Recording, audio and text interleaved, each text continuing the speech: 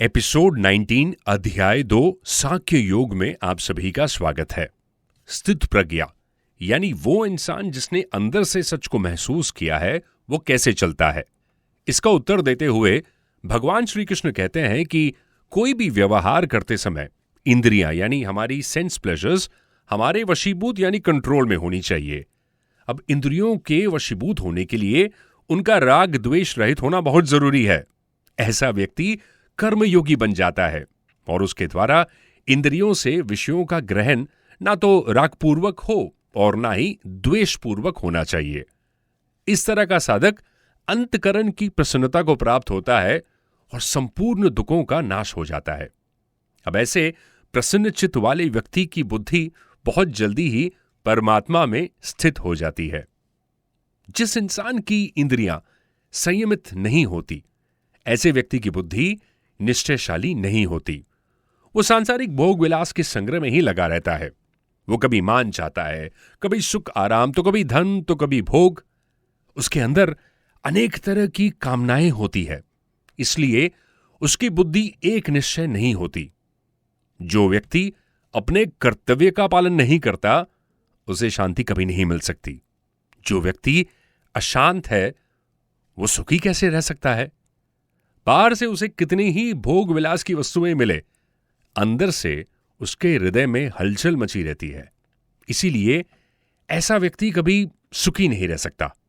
जब किसी के मन में विषय का महत्व बैठ जाता है, तब अकेला मन ही उस साधक की बुद्धि हर लेता है। अब जैसे मानो एक नाव समुद्र में जा रही है, विपरीत हवा चलने के कारण वो अपने स्थान से विपरीत दिशा में चलने लगती है। अब हवा उस नाव को दो तरह से विचलित कर सकती है, या तो उसे पथभ्रष्ट कर देगी या फिर जल में डुबो देगी। यदि नाव का नविक थोड़ा सा भी चतुर होगा तो वो उस हवा को अपने अनुकूल बना लेगा, जिससे नौका दिशाहीन नहीं होगी और वो अपने मंजिल स्थान तक जरूर पहुंच जाएगी। इंद्रियां हमारे मन का हरण करती है और मन बुद्धि का हरण करता है।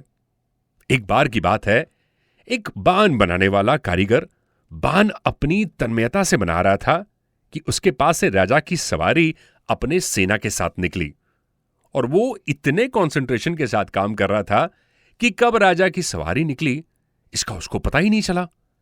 बाण बनाने वाले की कर्ण इंद्रियां थी, परंतु उसे कुछ भी सुनाई नहीं दिया।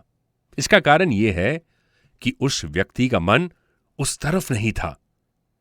मन के साथ न रहने के कारण इंद्रियों को अपने विषय का ज्ञान नहीं होता। अब सवाल यह उठता है कि क्या ऐसी इंद्रियां बुद्धि को हर सकती है? बिल्कुल नहीं हर सकती। हे महाभावों, जिस मनुष्य की इंद्रियां विषयों से पूरी तरह से वश में की हुई है, उनकी बुद्धि स्थिर रहती है। जैसे सांप के दांत निकाल दिए जाए तो फिर उसमें जहर नहीं रहता। यदि वह किसी को काट भी ले तो उसे कोई असर नहीं होता। ठीक इसी प्रकार राग द्वेष रहित इंद्रियों में भी इतनी ताकत नहीं रहती कि वे साधक को पतन के मार्ग पर ले जाएं। ऐसे साधक की बुद्धि स्थिर हो जाती है। या निशा सर्वभूतानां तस्यां जागृति संयमी यस्यां जागृति भूतानि सा निशा पश्यतो मुने। जिनकी इंद्रियां और मन वश में नहीं है, वो परमात्मा की ओर से सोए हुए हैं। उनका बिल्कुल ना देखना ही उनकी रात है। परमात्मा को, अपने स्वरूप को और संसार को जानना ही उसका रात में जागना है।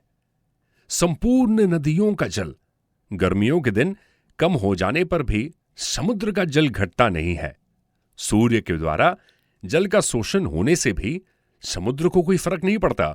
वो बढ़ता या फिर घटता नहीं है, ज्यों का त्यों रहता है और कभी अपनी मर्यादा का त्याग नहीं करता है। अतः जब मनुष्य कामना रहित हो जाता है तो परम शांति को प्राप्त करता है। कर्म योग में संपूर्ण कामनाओं का त्याग किए बिना कोई भी स्थित प्रज्ञ यानी वो इंसान जिसने अंदर से सच को महसूस किया हो, वो नहीं हो सकता। एक स्थित प्रज्ञ व्यक्ति ममता रहित, अहंकार रहित और अनंत काल में भी इस ब्राह्मी स्थिति में स्थित होकर ब्रह्मा को प्राप्त हो जाता है। आज का ये एपिसोड आपको कैसा लगा, कमेंट करके हमें जरूर बताएं। और अगर आपको ये एपिसोड अच्छा लगा हो तो लाइक, शेयर और सब्सक्राइब जरूर करें हमारे चैनल को।